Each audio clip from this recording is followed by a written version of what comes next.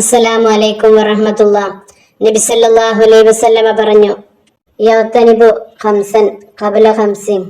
5 കാര്യങ്ങൾ വരുന്നതിന് മുമ്പ് 5 കാര്യങ്ങളെ നീ ഉപയോഗപ്പെടുത്തുക. ശബാബക ഖബല ഹറമിക്. നിനക്ക് വാർദ്ധക്യം വരുന്നതിന് മുമ്പുള്ള നിന്റെ യുവത്വത്തെ.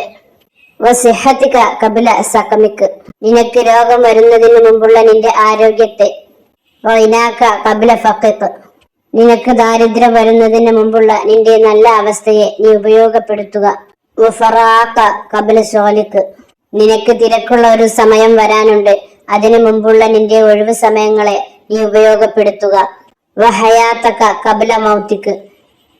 നിന്റെ മരണത്തിന് മുമ്പുള്ള നിന്റെ ജീവിതത്തെ നീ ഉപയോഗപ്പെടുത്തുക. വിശ്വാസികളെ, ഈ 5 കാര്യം നമുക്ക് ഉപയോഗപ്പെടുത്താൻ സാധിച്ചാൽ നമ്മളാകും വിജയികൾ.